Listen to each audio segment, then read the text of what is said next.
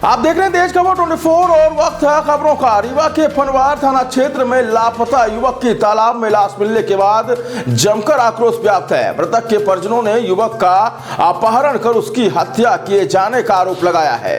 इतना ही नहीं, आरोप है कि परिजनों द्वारा आरोपियों के गिरफ्तारी की मांग करने पर एसडीओपी द्वारा उनके साथ मारपीट भी की गई है। फिलहाल शव को पीएम के लिए रीवा के संजय गांधी अस्पताल लाया गया है, जहां परिजन आरोपियों को जल्द से जल्द गिरफ्तार करने सहित मामले में लापरवाही बरतने वाले थाना प्रभारी को हटाने सहित एसडीओपी के विरुद्ध कार्रवाई की मांग कर रहे हैं।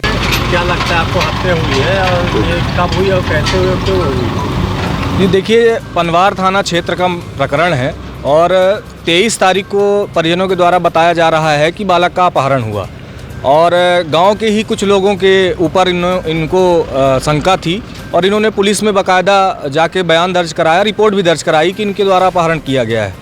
पर पुलिस पूरी तरह से इस मामले में शून्य थी। पुलिस के द्वारा कोई कार्यवाही नहीं की गई।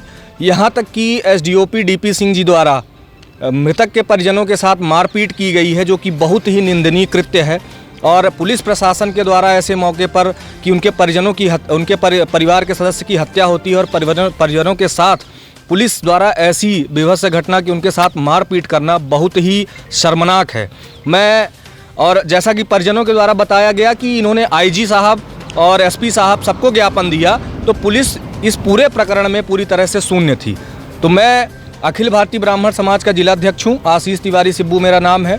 मैं आप सबके माध्यम से पुलिस प्रशासन को बताना चाहता हूँ कि अगर इस पूरे मामले में आरोपियों की गिरफ्तारी नहीं होती है तो बहुत जल्द हमारा संगठन चक्का जाम करेगा, आंदोलन करेगा। और मेरी मांग है कि तुरंत पनवार थाना प्रभारी को तत्काल प्रभाव से सस्पेंड किया जाए और डीपी सिंह के ऊपर उचित कार्रवाई रीवा एसपी साहब और आईजी साहब करें।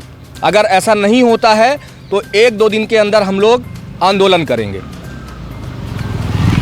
दरअसल रीवा के पनवार थाना क्षेत्र में कल दोपहर तालाब में एक युवक की लाश देखी गई। मृतक की पहचान गांव के ही उमाशंकर पांडे उर्फ ईशु के रूप में की गई। परिजनों का कहना है कि 23 दिसंबर को ईशु का अपहरण कर लिया गया था, जिसकी शिकायत थाने में की गई, लेकिन पुलिस ने मामले में कोई गंभीरता नहीं दिखाई। लिहाजा घटना के 8वें दिन ही युवक की लाश तालाब में देखी गई। परिजनों ने गांव के युवकों पर अपहरण कर हत्या करने का आरोप लगाते हुए गांव में चक्का जाम कर विरोध प्रदर्शन किया, जिस दौरान आरोप है कि डभौरा एसडीओपी द्वारा परिजनों से मारपीट की गई है। फिलहाल शव को पीएम के लिए रीवा के संजय गांधी अस्पताल लाया गया है, जहां परिजन सहित अखिल भारतीय ब्राह्मण सभा के पदाधिकारियों ने आरोपियों सहित पुलिस अधिकारियों के विरुद्ध कार्रवाई की मांग को लेकर आंदोलन करने की चेतावनी दी है। कौन है आपका और क्या करता है? ये हमारा भतीजा है और किसानी करता था और ट्रैक्टर भी चलाता था। फिर क्या घटना हुई है, कैसे हुई है? 23 तारीख को मतलब 3 बजे दिन से इसको गुमशुदा हुआ है और इसके बाद इसकी कोई मतलब हम लोग जब शिकायत भी किए वहाँ थाने में तो कोई सुनवाई भी नहीं हुई, मतलब साहब लोगों ने ध्यान भी नहीं दिया। और इसके बाद कल शाम को इसकी लाश हम लोगों को तालाब में मिली और 2 बार उसका चेकअप भी हो चुका था तालाब का। तो तेज बोलो। और आज क्या हुआ, उसमें डीपी सिंह साहब मतलब मारपीट भी किए हम लोगों के साथ। एसडीओपी साहब मारपीट किए हैं, बोलो ना। कब गुम हुए थे, कहाँ से? 23 तारीख को तालाब के पास। क्या नाम था? उमाशंकर और ईशु। उमाशंकर पांडे उर्फ ईशु। तो क्या लग रहा है, मतलब कौन मार सकता है? क्या उनके दोस्त लोग मारे हैं? सर उसके दोस्त लोग मारे। नाम बताओ। और रिंकू, पिंकू, राहुल, भागवत सिंह, भागवत त्रिपाठी, ये बड़ाश के। ये क्या पुलिस ने गिरफ्तार कर लिया है? नहीं सर, बस जब हम लोग शिकायत किए थे तो 1-2-3 दिन बस दिन में बैठा करके और छोड़ देते थे। 1 घंटा बैठाते थे बस।